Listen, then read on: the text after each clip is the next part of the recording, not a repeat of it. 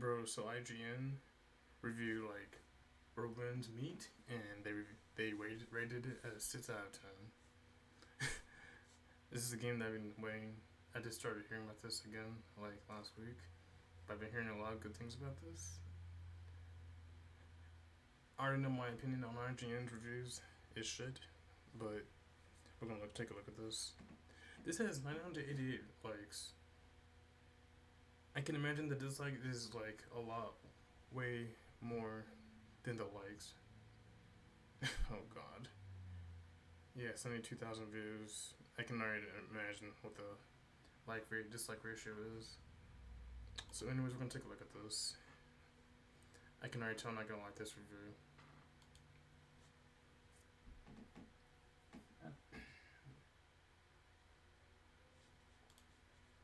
Wait, hold on.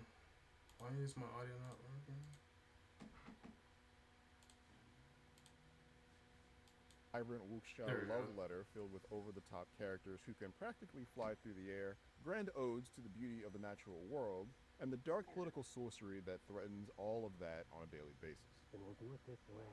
Yeah, that's a good idea. Combat is a steady, enjoyable ebb and flow that is full of style and substance, but at a slower pace than you might think from just watching it. I like how this guy says slow, but you're using the slowest. You're using a great sword, and you are saying that it's slow. Okay. We are at the 32-second mark, and I'm already seeing reasons why this is the worst review I've ever seen.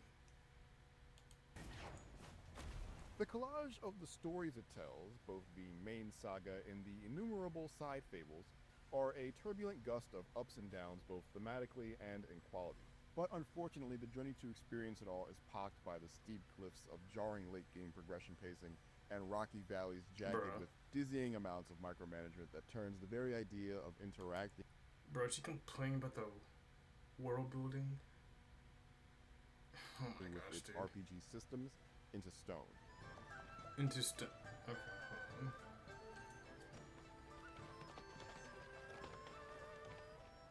The fictional version of 10th century China where winds meet is set in a politically broken place, where powerful clans fight to divvy up the region, both with open warfare and subterfuge. It's the perfect backdrop for you, an orphan raised by a working-class winemaker that's just itching to leave the humble life behind in search of adventure and purpose. The tale that sends you to lavish palaces, haunted caves, and dank dungeons is run-of-the-mill, with a handful of memorable moments that would be moving. Bro, whoever reviewed this, they're often undone by some pretty awful English localization that makes exchanges between characters dense with redundant sentences and turns of phrase that don't really make any sense. All change daily and never a one missing. It's also plagued by weird technical issues like voice lines running over one another, subtitles not matching the words coming from characters' mouths, or voices going missing entirely. okay, that's a decent take. The dialogue not matching the subtitles. With some diversions into side quests and minigame dabbling, the main campaign's 2 chapters took me roughly 30 to 40 hours to complete. And while they each button up their own isolated stories well, it leaves the journey of your wanderer on a rather unsatisfying cliffhanger. Come on, let's go! The various side stories have the unsatisfied cliffhanger. Same uneven quality. On the whole, the best of them are better written and far more interesting than the main campaign. One story had me leading ghosts to the afterlife after the violent fall of their Buddhist commune. Should father be home by now? Another starts with me sneaking a nobleman out of his mansion because he doesn't want to commit to an arranged marriage. This guy does not like There's a cyclists. spontaneity to these stories that you don't really see in RPGs like this, but they are also sullied with way more of the technical blemishes. House of Flying Staggers. True to its inspiration, the combat in Where Winds Meet is flashy and energetic.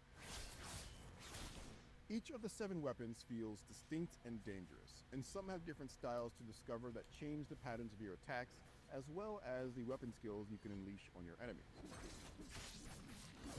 You can equip 2 at a time, but I spent almost all of my playthrough as a tank, with a spear and a glaive that... Okay, now I can see what's going on. I can see why this... Oh my gosh. Earlier in the review, he said it was slow. You were saying the combat is slow earlier in the review. Well, no shit. You're using a tank class. What do you expect? You're using a great sword, which of course you're gonna move very slow, and you're using a tank class. No kidding. No shit, Sherlock. That would buff each other. Bro, whoever reviewed this has never played an RPG before, or especially this game. Whoever's reviewing this game has not touched a single RPG. When I use specific abilities in certain combinations, though that's partially because it's often a real pain in the ass to find alternatives worth using. How is that a pain in the ass, buddy? There's like 7 different classes. It ain't gonna be that hard to alternate. Oh my gosh, I'm already losing my shit, dude. What in the hell? Yeah, I can see why the dislike ratio was horrible. All of the ability chaining and buff management makes Where Winds Meet feel much more like an MMO than an action game. Well, it has elements from every good genre, so it has every. I hope they know the Where Winds Meet has elements from like every genre. RPG, MMO, other like Souls elements in there too. That's what I've heard. It's faster paced than the genre might typically be known for, but this combat doesn't share any of the sensibilities of a Ninja Gaiden or Devil May Cry. There's no bouncing. Ain't no way you're comparing this game to Devil May Cry. Okay, now I'm triggered. Now I'm heated, dude.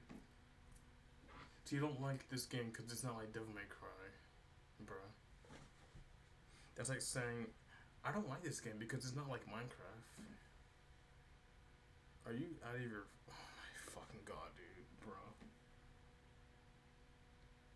You're comparing this game because it's not like another game you play. That's crazy. Enemies or air juggles, nary an air comp. Did he say Ninja Gaiden too? Oh my god, okay, that's where I need to draw the line. This game is not for you because it's not like Devil May Cry or Ninja Gaiden. Oh my gosh, dude. Combo or wall splat. This is the same IGN that reviewed. They gave Concord and Dragon Age Dogma, Dragon Age Vanguard a freaking high rating. Just a lot of stun meter management and weaving attacks and abilities into specific sequence. Do you know what stagger is? Do you know what stagger is? Is he complaining about the meter? Really? It's called a stagger for a reason, too. The tank was right at home to me as a lapsed MMO guy. Managing when to defend and when to go all out felt almost identical to a Dark Knight in Final Fantasy XIV, except with an active block, parry, and dodge. Oh my gosh. These tools do help break up the sort of autopilot syndrome of many MMO battles, especially the parry, which becomes so important that there is even an auto parry system you can toggle on and off that gives you regenerating resources called insight points. I'll be the judge if auto parrying will be useful. I mean, it might be good to have in case you get stuck in a fight, in case you get wiped over and over during single player or something. Maybe the auto parry might be helpful just to get the fight over with. Spend as get out of jail free cards when an incoming attack is about to land. Oh, it's one of those. This was a great system for me to play around with early on, and I still appreciate it as a clever way to blunt some of the difficulty spikes for people who need it. The MMO but rowdier combat shined the most against groups of regular enemies. I'd still get to apply my beat-em-up flowchart of finding and eliminating the scariest enemy of the group while navigating the threats of all the other lower tier henchmen, but keeping my attack loop going and buffs topped off while doing so added an extra layer of tactics that really created a flow state I don't usually get from games like this. Of course, these enemies aren't very diverse, largely the same types of guys in different faction garb, with a special gang-specific unit to spice it up. Ironically, I think the flaws of this amalgam is most evident against bosses, where things really just get reduced down to a rinse-repeat cycle of parrying and dodging attacks, counterattacking, avoiding big telegraph blows, and so on. Most bosses are just Dude, does he not know what patterns are? Okay, this guy has not played a single Souls type game.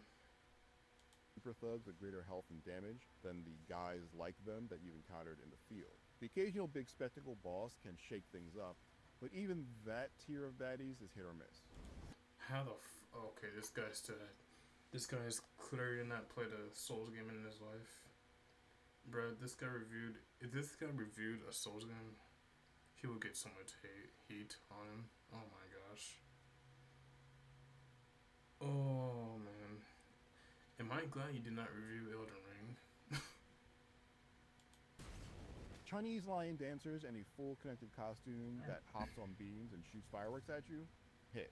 A late chapter 1 boss that seems to be attempting to recall Sekiro's Lady Butterfly fight from memory? Miss. This guy's... I've never seen someone's cope in one video. Actually, I have.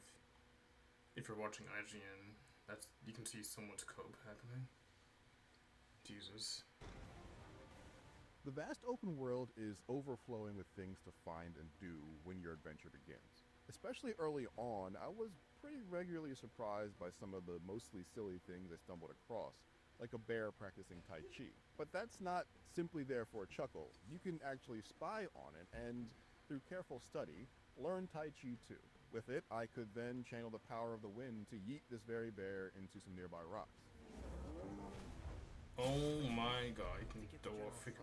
When time Literally permitted, just I there. always stepped aside to try to use my mystic arts to solve puzzles in the wild. Where Winds Meet's big problem, though, is that it's filled wall to wall with other activities that come nowhere close to this sort of ingenuity. There are some jobs you can pick up that make a good first impression, like a healing minigame that turns curing diseases or setting broken bones into a card battler. But that doesn't evolve much and doesn't really reward you meaningfully as you progress up the ranks. Most everything else are versions of the sorts of things you'll see in any open world RPG like this, none of which change the well-worn formula of these distractions in a way that make checking each one. No, I might have a different opinion than everyone else does when it comes to crafting and gathering, but I do like fishing. As someone who is... I love fishing in Final Fantasy XIV, so I do love the fishing. I might try out the fishing on here. Actually, not just Final Fantasy XIV, any kind of single player game or MMO that has kind of any kind of fishing mechanic in it, I will try it. That's just me though. I like crafting and gathering in MMOs, so there's that. I have like miner, fisher, botanist, level 100 as of right now. One out more than a couple of times feel worth the trip. And that's despite the fact that they all dump a bunch of loot on you every time you succeed. Are we really complaining with the loot that we get? Oh my gosh, isn't that what we want? In a game about, well, one of the things about the game, getting gear, which is part of the loot pool. Oh my gosh, dude.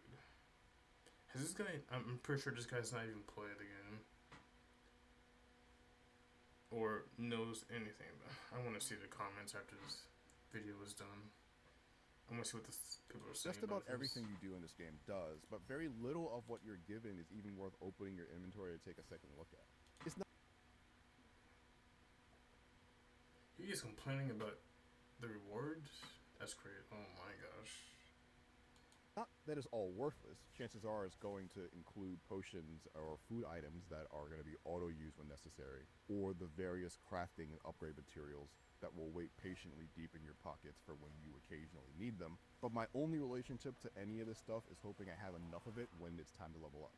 Same with gear, which I just slot in whenever it's time to make my overall power level rise. Weapons, armor, and accessories all have little nuances to increase things like crit rate and damage by small percentages, including set bonuses if you match pairs of items with similar set symbols, but this wall of text approach to equipment with tons of micromanagement is off-putting and not even very impactful until the endgame. I often just click the super handy quick advance button in the bottom corner that spends all of your resources to upgrade everything in a manner it deems fit, an option whose mere existence sort of makes a more damning argument against these overstuffed systems than I ever could.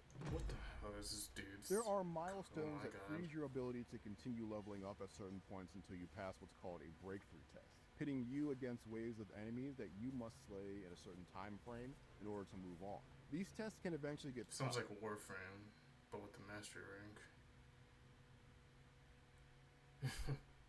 Sounds like Warframe's mastered rank system. But as you have more than multiple ways to increase your adventure rank. And passing raises your max level, but it then undermines that progress by also raising the collective strength of all of your enemies. Annoyingly, main story quests start to become level gated as you approach the end, meaning you have no option but to grind experience in order to eventually pass these literal DPS checks. And even when you do, a breakthrough test might require you to wait real life hours before you can move on to the next tier, as it did for me on 2 occasions, by gating my progress behind daily server updates, making me jump through a bunch of hoops to progress, only to tell me that I'm actually moving faster than intended, is... What is this? Hold on. Solo mode level. Expiration days, 2 days. Expiration days record how long the wanderer has roamed the world. Resets date at 5 a.m. Okay, so the daily is reset 5 in the morning. ridiculous. Don't tell me how to waste my life. That is a stupid code, dude. It's a freaking Eastern game. A lot of these games in the Eastern have a lot of stuff time gated. I think they have some kind of rule over there, how long you can game. I think is what I've heard.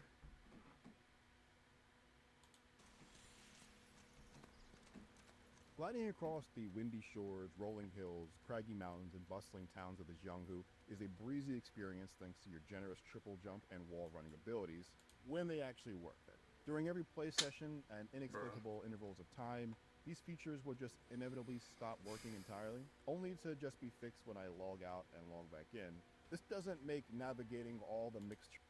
Buddy, you're playing an early access version of the game. Of course there's going to be stuff wrong with it. I'm pretty sure it's going to be fixed by the game when the full game launches. Terrain a problem, but some hidden chests or activities that require these extra movement options are temporarily taken off the table for reasons that never feel good. Navigating lagging menus to sort out your gear, check the map, or level up your abilities can be a chore as well. Fumbling through sub-menus... A chore? I mean, it's a fucking RPG element. It's literally an RPG. This guy has not played an RPG in his life, has he? They just picked a random dude that most of these reviewers don't even... Oh my god. I know most of these reviewers are not even gamers. You can just tell. Used to click a tooltip so that I could read a further item description or find out where something was on the map was always a draining experience. The world of Where Winds Meet could have done with a couple dozen fewer of its random 5-minute mini-quests if it meant spending more time making the process of flipping through all of these spreadsheets less painful. You can play a lot of Where Winds Meet co-op, but servers were pretty scarce pre-launch, and finding people to run multiplayer-focused events wasn't possible. I did at least get to take on the big raid-style bosses thanks to a full CPU party option. These automated there's a party CPU members were version, competent okay. enough to do the Simon Says required to minimize Okay, so you can have NPCs fight with you. Okay, good to know. damage when necessary, but if they weren't basically immortal, I'm not sure they would have had the chops to kill any of these scary enemies. I'm sure my experience here is not representative of the design intention of these big Bro co-op died. rounds, but I'm still glad I could get access to the novel items they drop without having to find 5 of my own friends to do so. Greetings. Look, we really don't have what you're... Ouch. Perhaps there's a version of Where Winds Meet that isn't throttled by the storm of its own lofty aspiration. It has a great understanding of what makes wuxia such a compelling subgenre of fantasy fiction, bleeding into a vibrancy of its characters and the flair of its combat. But it becomes clear very quickly that the attempt to shove as many 3v3. kinds of experiences into one game, open world adventure, action-heavy MMO, musical rhythm game, card battler, etc., only ensures that none of these elements reach their full potential. Instead, Where Winds Meet is an amusement park where every ride is being run at half speed, and the sugary treats at the concession stand. Bro, you give this game a 6 out of 10, but you give Concord like an 8 or 9 out of 10. That's crazy. Bruh, IGN doesn't know what the fuck they're doing at the time. Oh, this typical IGN reviewers. Typical. Come with piles of paperwork to complete before you can chow down. For more action, check out our reviews of Hyrule Warriors Age of Imprisonment Oh god, no. Oh my god. or Ninja Gaiden 4. And for every I'm surprised he didn't go with a character creator. I'm just surprised he didn't go with a character creator, honestly. Oh my god. Let me see the comments. Hold on. I want to see what kind of roasting comments I can see. The comment was yeah, he's like that, dude. That's the first thing I said. Yeah, that's the first thing I literally said. You're using a freaking great sword. Of course, it's gonna be a slow weapon. The combat was slow. Yeah, I wonder why. You're using a tank and using a slow weapon. Of course, you're gonna be slow. Freaking. Oh my god, some of these reviewers don't know how to play RPGs. Seriously. Oh my god. This one's funny, dude. This one is actually funny, but I like how we have a lot of things to do. I do like that though. Never heard someone complain about a game that has too many things to do. That's what everyone wants. I never heard of anyone complain about having too many things to do in the game. In the open world game.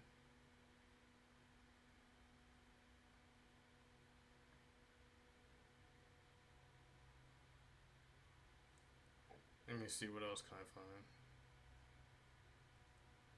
People, it's free to play. Try it for yourself. Make your own choice.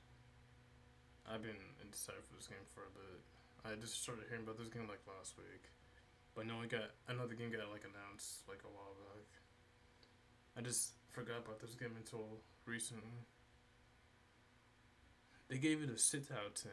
Too much wind. Oh my god. Yeah, that sounds like what IGN would say. Too much wind. 6 out of 10.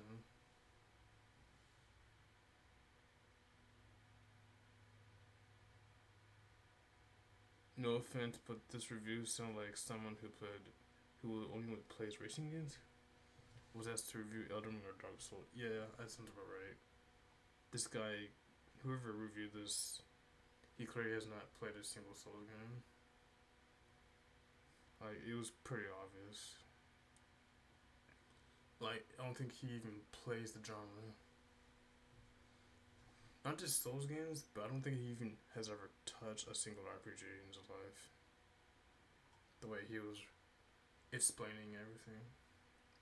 Yeah, I can see why this is probably the worst review I've ever seen. I thought the Arc Raiders was worse. No, I think this is as worse than Arc Raiders review. Honestly.